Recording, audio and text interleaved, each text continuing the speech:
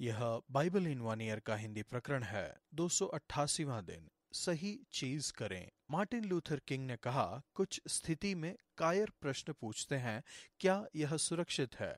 कार्य सिद्धि करने वाले पूछते हैं, क्या यह राजनैतिक है? और असंतुष्टता साथ आकर पूछती है, क्या यह प्रसिद्ध है? लेकिन विवेक पूछता है, क्या यह सही है? एक व्यक्ति का मूल्य इस बात से नहीं कि सुविधा के समय वे कहाँ खड़े होते हैं, बल्कि चुनौती, बड़ी मुसीबत और विरोधाभास के समय वे कहाँ खड़े होते हैं। काम पर कठिन स्थितियों में सही चीज करना एक बड़ी चुनौती है। परमेश्वर कार्य करते हुए नामक अपनी पुस्तक में कैन कोस्टा लिखते हैं, सही और गलत चुनाव होते हैं। सभी खोजे गए शब्द जैसे कि अनुचित और विपरीत प्रभाव प्रयास है कि सरल नैतिक तथ्य को नकारा जाए कि कार्य की एक सही और गलत दिशा है। जब एक कठिन पासबान की स्थिति का सामना करता है, तब हमें जो चर्च के लीडरशिप में है, हमें अपने आप को याद दिलाने की आवश्यकता है कि पहला प्रश्न हमें पूछना है कि क्या करना सही है, और केवल तभी दूसरे प्रश्न पर जाइए, इसे करने का पास्टर का सबसे अच्छा तरीका क्या है। निश्चित ही हम में से कोई इसे हर बार सही से नहीं करता है। हम सभी गलतियां करते हैं। जैसा कि कैन कॉस्टा लिखते हैं, हम केवल बुद्धि में बढ़ते हैं यदि हम अपनी गलतियों से सीखें। सिगमुंड वॉर्गर, केन के पहले बॉस, ने इस विषय में कहा, कुछ इसे निराशा का नाम देते हैं और गरीब बनते जाते हैं, दूसरे इसे अनुभव का नाम देते हैं और अमीर बनते जाते हैं। आज के नए नियम के लेखांश में पौलुस थिस्सलुनीकियों को लिखते हैं, भलाई करने में साहस ना छोड़ो। दूसरा थिस्सलुनीकियों 3:13। यीशु सरल या प्रसिद्ध समाधान के पास नहीं गए, बल्कि उन्होंने हमेशा सही चीज की। यह एक महत्वपूर्ण सिद्धांत है जो पूरी बाइबल में है। नीति वचन 25:1-10। सही चीज करना बहुत प्रायोगिक है। सही चीज को करने का अर्थ है हर उस चीज से छुटकारा पाना जो हमारे जीवन में सही नहीं है। चांदी में से मैल दूर करने पर वह सुनार के लिए काम की हो जाती है। राजा के सामने से दुष्ट को निकाल देने पर उसकी गद्दी सत्यनिष्ठ के कारण स्थिर होगी। यहाँ पर कुछ प्रायोगिक उदाहरण हैं कि सत्यनिष्ठ रूपी जीवन जीना कैसे दिखता है। नंबर 1, दीनता के साथ कार्य करें। आपको अपने आप को आगे धकेलने की आवश्यकता नहीं है। सही चीज जो करनी है वह है दीनता के साथ कार्य करो। राजा के सामने अपनी बड़ाई न करना और बड़े लोगों के स्थान में खड़ा न होना, क्योंकि जिस प्रधान का तूने दर्शन किया हो उसके सामने तेरा अपमान न हो, वरन तुझसे यह कहा जाए, आगे बढ़कर विराज। यही बात है जो यीशु ने अपने दृष्टांतों में समझाई थी। नंबर 2, हमेशा सर्वश्रेष्ठ को मानिए।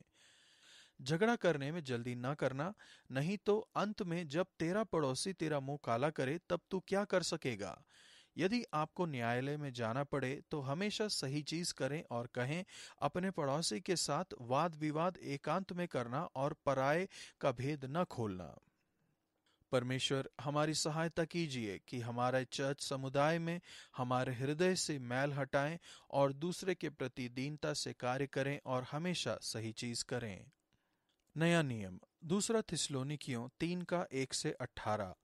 सही चीज करना संदेश को फैलाता है। पौलुस की अत्यधिक चिंता थी कि सुसमाचार शीघ्रता से सभी लोगों तक पहुंचे, कि यह ऐसा शीघ्र फैले और महिमा पाए जैसा तुम में हुआ। ऐसा होने के लिए वह प्रार्थना करते हैं कि वे निरंतर सही चीजों को करेंगे। हमें प्रभु में तुम्हारे ऊपर भरोसा है कि जो जो आज्ञा हम तुम्हें देते हैं उन्हें तुम मानते भी रहोगे। वह उन्हें बताते हैं, तुम आप जानते हो कि किस रीति से हमारी सी चाल चलनी चाहिए। पौलुस ने इस तरह से जीवन जिया कि अपने आप को तुम्हारे लिए आदर्श ठहराएं कि तुम हमारी सी चाल चलो। वह चिताते हैं, भलाई करने में साहस ना छोड़ो। नंबर 1, अपने लीडर्स के लिए प्रार्थना करो। लीडर्स को आपकी प्रार्थनाओं की आवश्यकता है, और प्रार्थना करो कि हम टेढ़े और दुष्ट मनुष्यों से बचे रहें, क्योंकि हर एक में विश्वास नहीं, परंतु प्रभु सच्चे हैं। वह तुम्हें दृढ़ता से स्थिर करेंगे और उस दुष्टता से सुरक्षित रखेंगे। नंबर 2, प्रेम के मार्ग पर चलो। पौलुस प्रार्थना करते हैं, परमेश्वर के प्रेम की ओर प्रभु तुम्हारे मन की अगुवाई करे। नंबर 3, कभी हार मत मानो। वह प्रार्थना करते हैं कि परमेश्वर के प्रेम और मसीह के धीरज की ओर प्रभु तुम्हारे मन की अगुवाई करे। कभी कभी या जब आप महसूस करते हैं तभी सही चीज करना काफी नहीं है। लगातार करें, सहें और अंत तक बने रहें। नंबर 4, अपने आप को खींचिए। ऐसी कोई चीज मत करिए कि सुसमाचार की निंदा हो। बेकार बैठकर जीवन को गुजरते हुए मत देखो। पौलुस कठिन परिश्रम का उदाहरण देते हैं, क्योंकि आप जानते हो कि किस रीति से हमारी सी चाल चलनी चाहिए, क्योंकि हम तुम्हारे बीच में अनुचित चाल न चलें और किसी की रोटी मुफ्त में न खाई, पर परिश्रम और कष्ट से रात दिन काम धंधा करते थे कि तुम में से किसी पर भार न हो, पर इसलिए कि अपने आप को तुम्हारे लिए आदर्श ठहराएं कि तुम हमारी सी चाल चलो। हमें अनुशासन का इस्तेमाल करना है। यदि लोग सही चीज नहीं कर रहे हैं तो उनके साथ शत्रुओं जैसा बर्ताव नहीं करना चाहिए, बल्कि भाई और बहन की तरह चेतावनी दी जानी चाहिए। परमेश्वर, मुझे बुद्धि और धीरज दीजिए ताकि मैं हमेशा सही चीज करूं। हमारे प्रभु यीशु मसीह का अनुग्रह और शांति हम सभी के साथ बनी रहे। पुराना नियम, यिर्मयाह 31 का 15 से 32 के 25 तक। आत्मा आपकी सहायता करता है सही चीज को करने में। पुराने नियम की एक महान भविष्यवाणी है। यिर्मयाह नए नियम का दर्शन देखते हैं। नया नियम पुराने नियम से अलग होगा, परंतु जो वाचा मैं उस दिनों के बाद इसराइल के घराने से बांधूंगा वह यह है, मैं अपनी व्यवस्था उनके मन में समवाऊंगा और उसे उनके हृदय पर लिखूंगा, और मैं उनका परमेश्वर ठहरूंगा और वे मेरी प्रजा ठहरेंगे। यहोवा की यह वाणी है। तब उन्हें फिर एक दूसरे से यह न कहना पड़ेगा कि यहोवा को जानो, क्योंकि यहोवा की यह वाणी है, छोटे से लेकर बड़े तक सब के सब मेरा ज्ञान रखेंगे, क्योंकि मैं उनके पाप क्षमा करूंगा। ये कुछ वचन बार बार नए नियम की ओर इशारा करते हैं। उदाहरण के लिए लूका 22 का 20, दूसरा कुरिन्थियों 3 का 15 से 18 और इब्रानियों 8 का 8 से 12। वे इस नई वाचा के विषय में अद्भुत वायदों की श्रृंखला को बताते हैं जो कि यीशु की ओर इशारा करते थे। नंबर 1, परमेश्वर आपकी असफलता को क्षमा करते हैं सही चीजों को करने के लिए। यह नई वाचा यीशु के लहू के द्वारा संभव बनाई गई। अंतिम फसह पर क्रूस पर चढ़ाए जाने से पहले उन्होंने प्याला लिया और कहा, यह कटोरा मेरे उस लहू में जो तुम्हारे लिए बहाया जाता है नई वाचा है।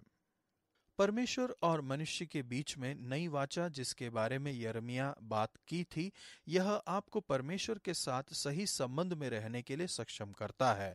यह क्रूस पर यीशु के लहू बहाए जाने के कारण हुआ। आपके सभी पाप क्षमा कर दिए गए हैं। उनके पाप धो दूंगा मसीह के लहू के द्वारा। जैसा कि जॉयस मेयर कहती हैं, आपके पाप या असफलता चाहे जो हो, आपको इसे परमेश्वर के सामने मानने की जरूरत है और फिर इसे जाने दीजिए। उस चीज के लिए अपने आप को धकेलना बंद करिए जो भूतकाल में हुई थी। उस चीज को याद करना मना कर दीजिए जो परमेश्वर ने भूल जाना चुना है। नंबर 2, परमेश्वर का आत्मा आपकी सहायता करता है सही चीज को करने में। हमारे पास असाधारण सम्मान है कि हम आत्मा के युग में रहते हैं। परमेश्वर ने नियत पत्थर की पट्टियों पर नहीं लिखे हुए हैं। इसके बजाय परमेश्वर आप में काम करते हैं अपने आत्मा के द्वारा, ताकि आपको एक जुनून दें कि उसे प्रसन्न करें। मैं अपनी व्यवस्था उसके मन में समवाऊंगा और उसे उसके हृदय पर लिखूंगा, और आपको उनके साथ एक व्यक्तिगत संबंध का अनुभव देना। मैं उनका परमेश्वर ठहरूंगा और वे मेरी प्रजा ठहरेंगे। हम सभी परमेश्वर को जान सकते हैं। परमेश्वर आपको सही चीज करने के लिए बुलाते हैं, यहाँ तक कि जब यह सरल नहीं है। सही चीज करना आवश्यक रूप से एक सरल जीवन नहीं लाता है। राजसी महल में यिर्मयाह को बंदीगृह में रखा गया था। सही चीज करने का चुनाव करने के कारण सिदकिय्याह ने उसे कैद किया था।